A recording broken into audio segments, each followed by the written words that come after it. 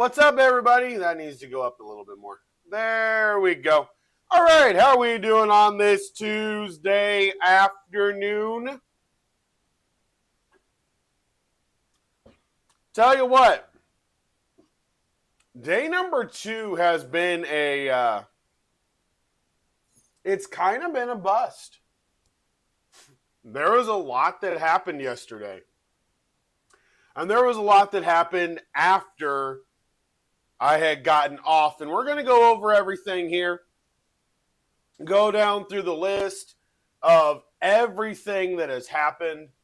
So we're going to use the free agency, the wonderful little cheat sheets, looking at what each team has done.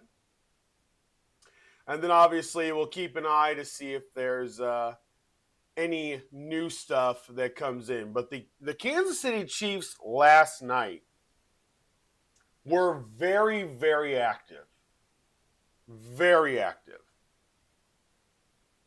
And the reality is this, I like what they did, but you can tell they're kind of grasping and hoping something works. You can tell. You can tell that's what they're hoping will happen. Oh my goodness gracious. So I've been doing a bunch of stuff, letting the computer warm up and everything else. And the Houston Texans signed Ka'imi Fairbairn to a 2-year, $13 million deal, making him the highest paid kicker in the NFL. The Texans are still giving out money. That is going to bring their cap space down to about $20 million after that is all said and done. All right, let's see here. So, according to Over the Cap, the teams with the most salary cap space as of right now are the Commanders at almost $80 million because they didn't do much yesterday. The Chargers, the Raiders, the Titans, and the Seahawks. The Raiders spent almost $70 million yesterday. Holy cow. They almost spent $70 million. Teams that are still in trouble, the Dolphins, the Vikings, the Cowboys, the Ravens, and the Buffalo Bills are still in trouble. They are still sitting there over the cap. I don't know what the Bills are going to do. It doesn't look great. I will say that.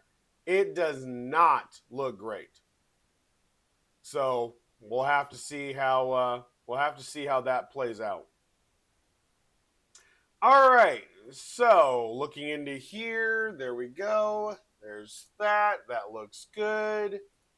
Okay, so let's go over some of the moves that happened last night. So I was watching all the stuff this morning. There's not a ton that happened this morning. But last night, the Chiefs made two very interesting moves. Number one, they did sign Tyquan Thornton to a deal.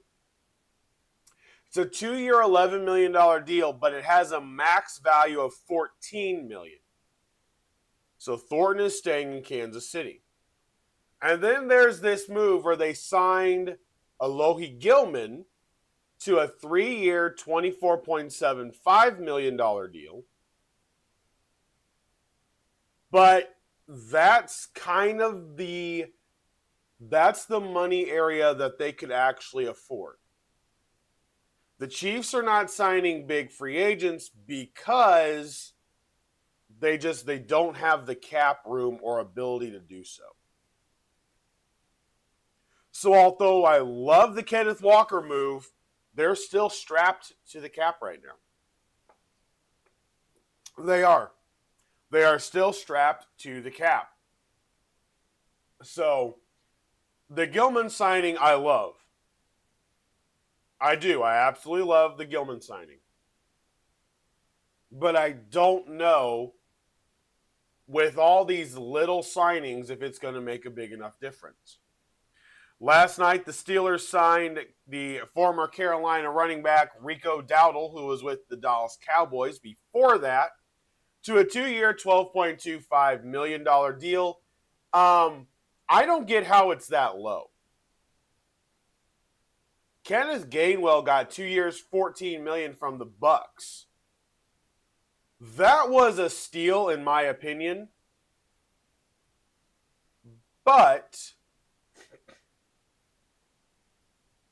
we'll see.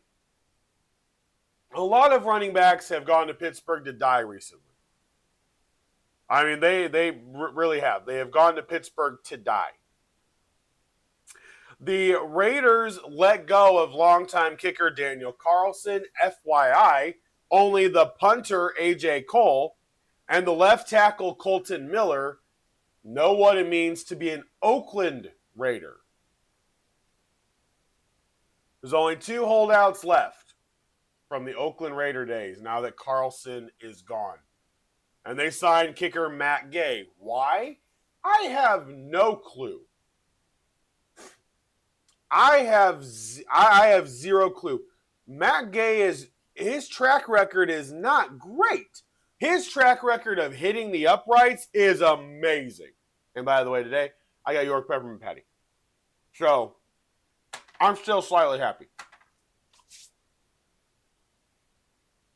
You guys heard me complain about him when he was here at the Colts. One of the games I took my son to, and we're sitting behind the goalpost, and it goes boing and boing, and then kicking on the other side, it went dong. He did that in Washington. It doesn't matter if he's outside. It doesn't matter if he's in a dome. He did both places. So I don't get why they signed Matt Gay. It is only a 1-year deal. So they may be drafting a rookie. I don't know. A huge move last night. Devin Lloyd signs a 3-year, $45 million deal with the Carolina Panthers. They continue to pay for defense. I really do. I like what the Panthers have done. The Kenny Pickett signing, I know people are like, well, that's not that big of a deal. Well, listen, they needed somebody to back up Bryce Young. So, and it's a 1-year deal. Kenny Pickett gets a 1-year, $7.5 million deal. That deal is to get him to 2027. I told you guys after free agency this week is over, I said I was going to give you some of my predictions for 2027. Because the plan and what was possible was going to be clear then heading into next year. That's what I said. Well, little snippet for the Panthers. Okay? In my estimation, if everybody comes out, in my estimation, there are no less than 10 first-round quarterbacks coming into the draft in 2027. 10. So follow me on this. I have had this thought for a while. I have told Big J, I told Penguin yesterday. My feeling on it is very simple. There are 5 quarterbacks that need to perform this year to keep their job. There are another 5 quarterbacks that could just be victim of circumstance. Okay? If you can get cheaper at quarterback by millions, that is what you want to do. After next season, Matthew Stafford for sure is gone. After next season, Aaron Rodgers' arm won't be able to throw a football. Yes, I still think he's going to come back to the Steelers. Whether the Steelers draft Ty Simpson or not, I don't know. I do still believe that's going to happen. But 2027, Rams are going to be in the market. They should have been in the market already. Steelers are going to be in the market. The Browns could be in the market. Again,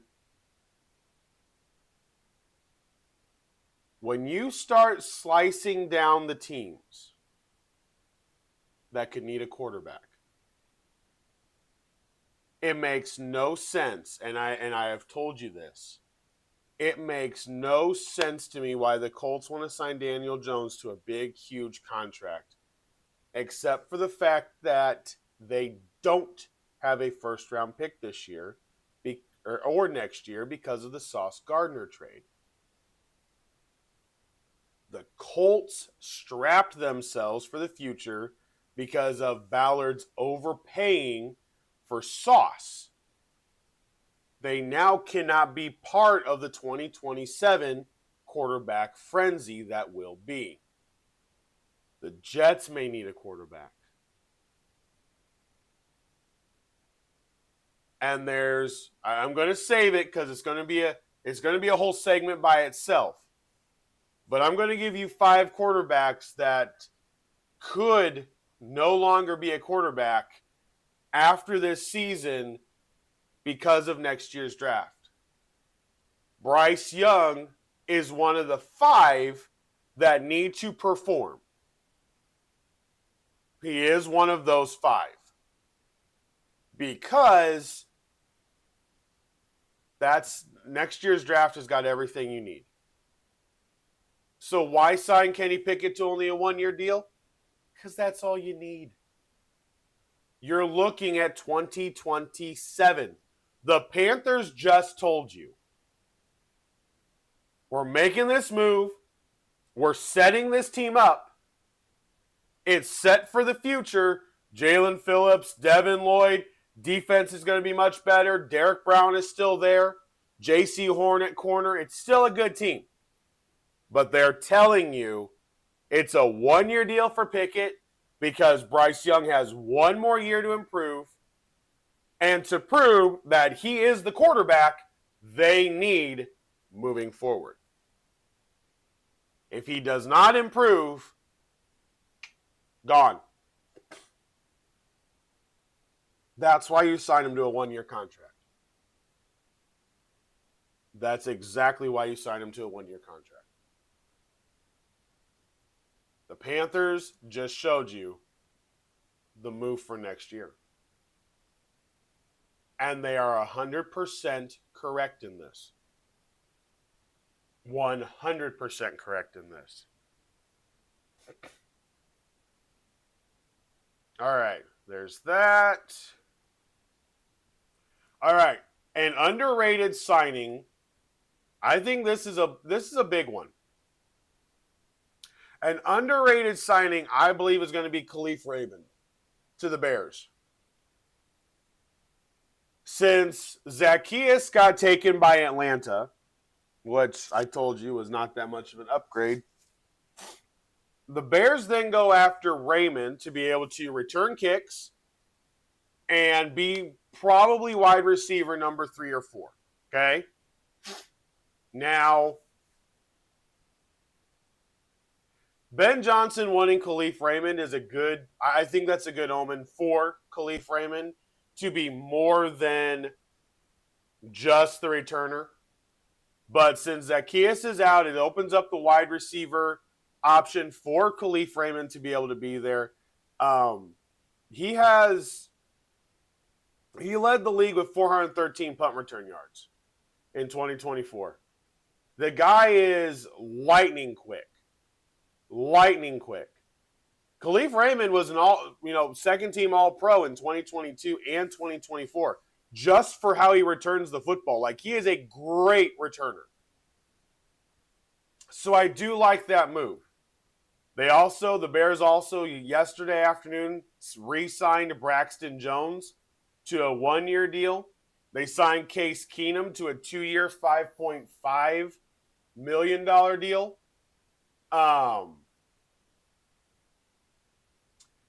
Tyson Bagent, the backup, is potentially on the trade block. We'll see if they're able to move on from him. DeMarco Jackson, the linebacker, was signed to a 2-year, $7.5 million deal. The Bears are still kind of thin at linebacker. We'll see what else they do. Daniel Hardy, one of their special teams player, got re-signed to a 2-year, $5 million deal. Neville Gallimore, I said yesterday, 2-year deal worth $12 million. He's a big boy. He's a big boy in the middle of that defense. Is it going to be huge? I don't know, but he's a big boy in the middle of that defense. Devin Bush signed a 3-year, $30 million deal, the former Browns linebacker, and they need help. Linebacker is where they need help. But then the biggest one, the 3-year, $40 million deal for Kobe Bryant. That is a huge move for them. Kevin Byard, still not re-signed. Jaquan Brisker, still not re-signed. They want to sign one of those two so that they can put Kobe Bryant at one safety. And I would re-sign Brisker. I like Byard as a free safety, but I think Kobe Bryant's range and ability, I honestly think he can take over Byard's spot. You need Brisker at the strong safety. That's just my feeling on it. All right, we keep having different things come in. All right, Panthers just released defensive tackle A'Shawn Robinson. Remember, everything goes live tomorrow at 4. Tomorrow at 4 o'clock, all of these deals are finally official. Dawson Knox is staying in Buffalo, signing a 3-year contract, no other money as of right now. The Bills have signed Kyle Allen to a 2-year contract. Dee Alford, the corner, signs a 3-year deal. Wishnowsky, the punter, agreed to a 1-year deal, and then they got Dawson Knox signed to a 3-year deal. I don't really know what the Bills are going to be able to do because they're over the salary cap. A team I think you still need to watch out for, especially with some of the free agents that are still left, look out for the Commanders to fix that offensive line. Look for the Commanders to be able to fix that offensive line. They've got a hole on that line, and they need it to be taken care of. Let's see. So if you look, here we go. So offensive tackle. Offensive tackle. So Rasheed Walker, the former tackle for the Green Bay Packers, has had some injury issues. He's only 26 years old. He's still not signed, and I am shocked that he's not signed yet. Look for them to make a trade for either Rasheed Walker or Braden Smith. Braden Smith, the former right tackle for the Colts. Pairing him with Laramie Tunsil, I believe, is probably a great idea. His pass block win rate, 2024 was garbage. It raised 7% in 2025. 7. And I believe a change of scenery for the 30-year-old right tackle would really help him because I think he's really good. I think Braden Smith is good. He's been a stalwart at right tackle for a while. The Commanders could not go wrong bringing him in. Then you start looking down here. So I was noticing the Titans deals. I was looking at the Tennessee Titan deals. This This is interesting. The Tennessee Titans have been all over the place. They really have. They've been all over the place. They have made so many moves, though. So many moves that I don't know exactly what their plan is necessarily. I really don't. Because so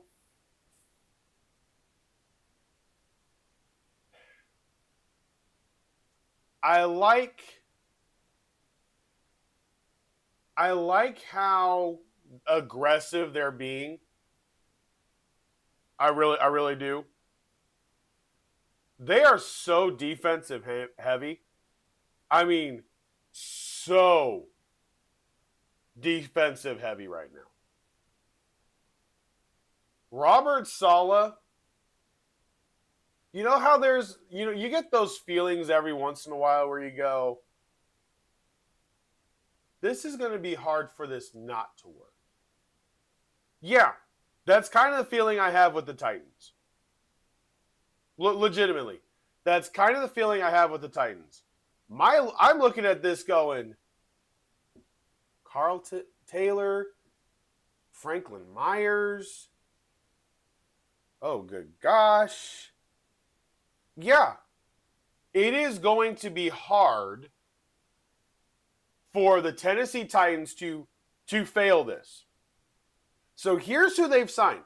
Number one, they signed Wan'Dale Robinson. New York lost him. Tennessee got him. 4 years, $78 million deal. Robinson is going to be in the slot. I think they still move on from Calvin Ridley. Alec, I think, plays the 2. Moving on from Ridley, I think, would be best because Ridley's lost so much speed and he drops more passes than he used to.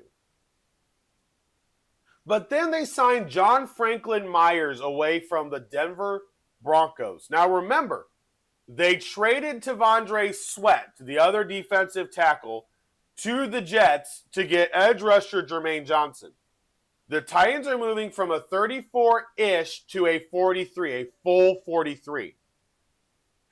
So just to throw this out there, the Titans are now going to have John Franklin Myers and Jeffrey Simmons in the middle of the defensive line.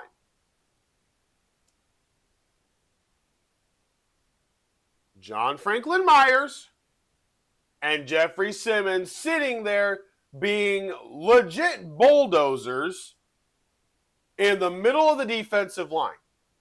Jermaine Johnson then being able to be a complete edge rusher coming around the corner. That T'Vondre Sweat trade now looks even better.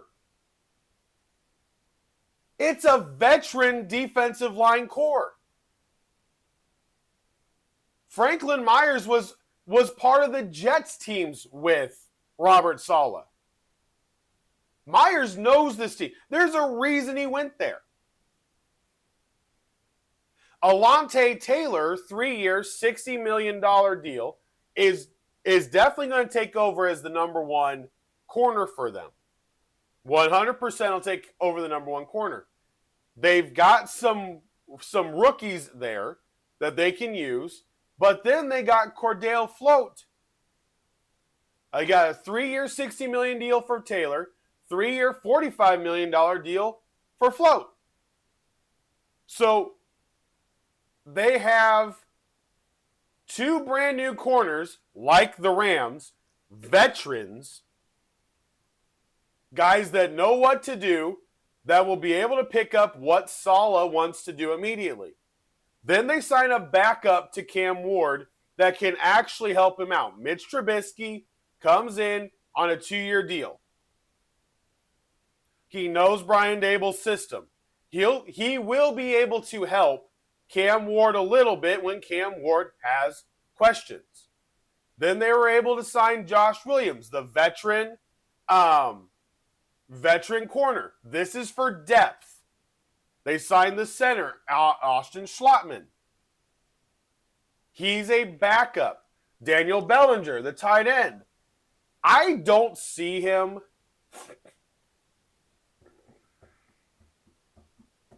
I don't see Bellinger being able to be a number one tight end. Gunnar Helm is evidently going to take over. I don't know about this. I don't know about this. I really don't.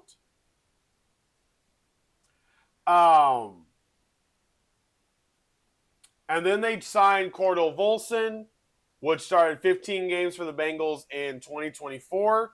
But he had right shoulder surgery last August, missed all of last year. And they're still looking for the spot fill for the right guard position or left guard position where Kevin Zeitler was. And I still think they can draft it or they go defense. I think they could draft an offensive lineman and shore up that offensive line perfectly if they want to. But to me, the Tennessee Titans have made so many moves that it was a huge spending spree. And I do think it's just going to take a little bit of time for them to kind of mesh with what they want to do. 2 brand new corners, brand new defensive linemen, brand new edge rusher. It's a lot of new pieces. A lot of new pieces. All right. Scroll on down here. So this is how Tyler Lindenbaum's contract plays out. So I saw this last night and I wanted to share this. So his deal is a true monster. He signs a 3-year, $80 million deal. Here's how it rolls out money-wise. He has a $20 million signing bonus, a $10 million 2026 salary cap hit, a $30 million 2027 salary, which is all fully guaranteed. That $60 million is fully guaranteed. His 2028 salary is currently injury guaranteed of $21 million, and it will be full guaranteed on the 3rd day of the league year next year. So he is guaranteed, could be fully guaranteed contract by the time it's done. Because on the 3rd day of the league year next year, Tyler Lindenbaum's 2028 salary becomes fully guaranteed. He's basically got a 3-year, $80 million fully guaranteed contract. And the Raiders, I think, made the right move. I really do. An underrated move that's not going to be talked about much is the Falcons signing Christian Harris, the former Texans linebacker. That is huge, number one, for special teams. Christian Harris is a great special teams coverage guy. Great special teams coverage guy. He is that 4th linebacker that you can bring in and out as needed. Lots of energy. The Texans focus on special teams. If there is a team that you want to get special teams players from, it's the Houston Texans, because DeMeco Ryans believes special teams is where you can win the game. He fully believes that's where you can win the game. All right, something else happened. Hang on, all my stuff moved. Gosh darn it. Well, there it is. CJ Stroud is a little bit happier. And honestly, I called it. I said this one again.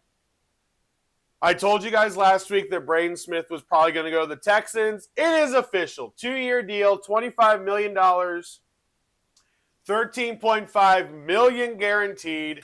Braden Smith is the new right tackle for the Houston Texans. That is a big move for them. Very big move for them. 13 point, let's see. So yeah, they're sitting at $12.5 million a year. That's a good deal. That is a really good deal. for the Texans. Braden Smith gets to start. He gets a fresh start down in Houston. If they can shore up the rest of that offensive line, this is looking better down in Houston. David Montgomery will be able to run a little bit. This is looking better in Houston. Let's do this. Hang on. Let's do this. Okay.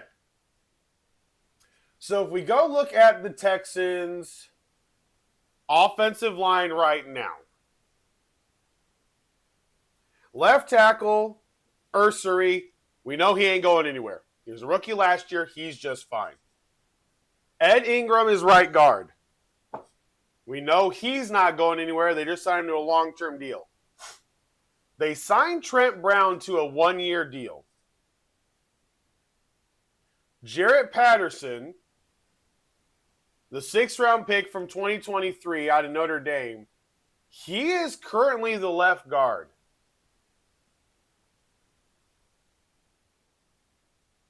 Blake Fisher, the second-round pick in 2024, is the backup tackle.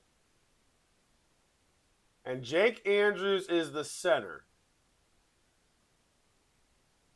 I wonder.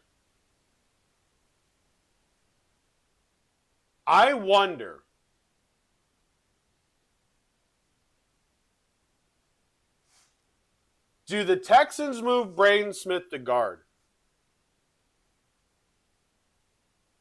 Or do they move Trent Brown to guard? I don't think both of those play tackle. I think one of those two moves to guard.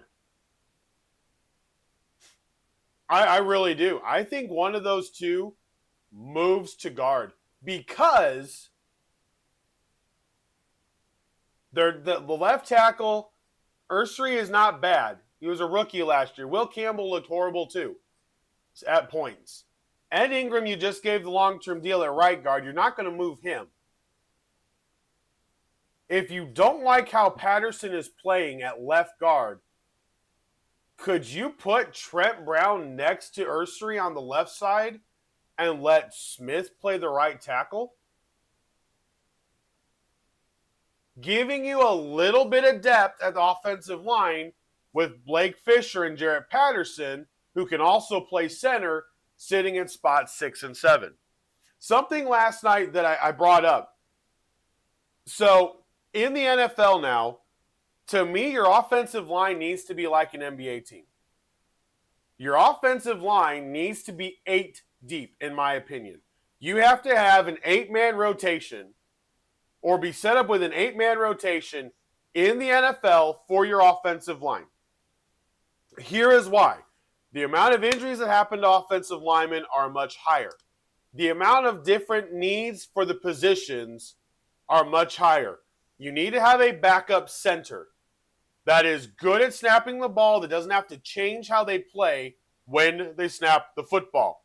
You need to have a backup guard that can play right or left, and then you need to have a backup tackle that can play right or left.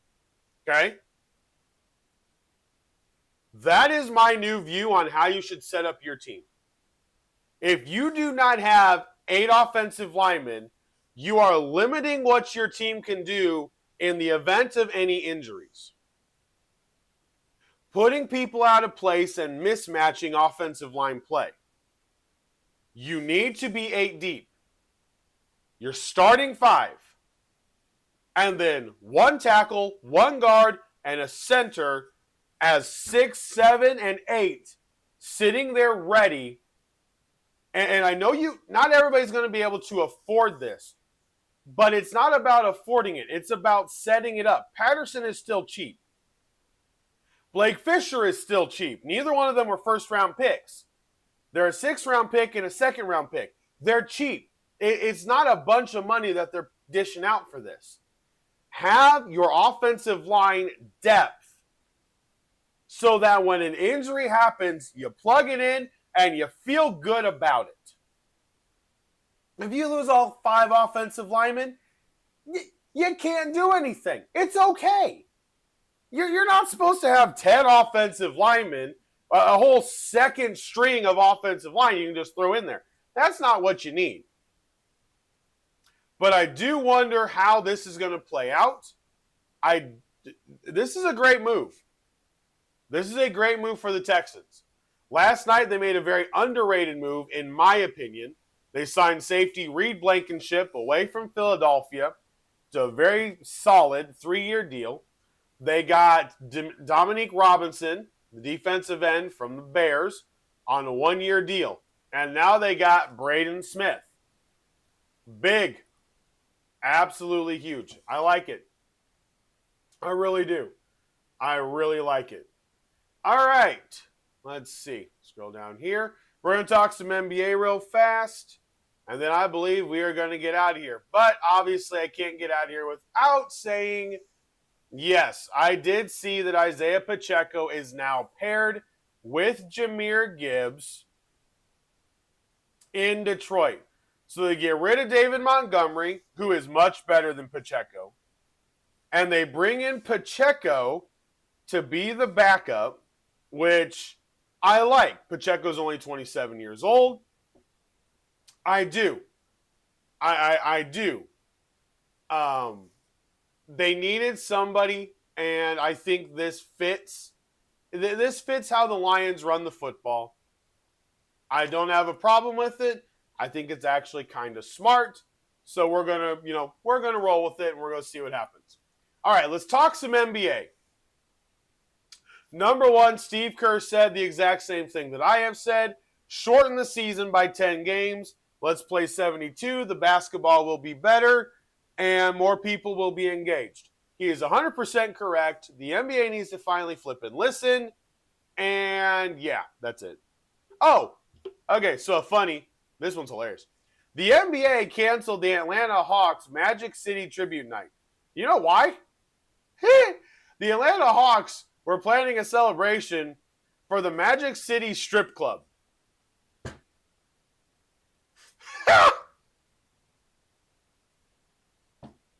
Okay. First of all, wow. Second of all, what the heck? You were planning to celebrate the Magic City Strip Club.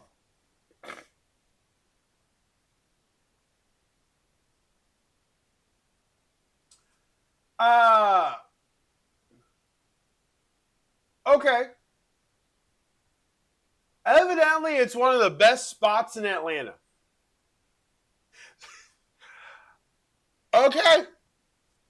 I saw that the NBA had to cancel something. It was for a strip club, and I'm going, boy, these teams are getting desperate. These teams are getting desperate to get people in the seats. All right. Okay.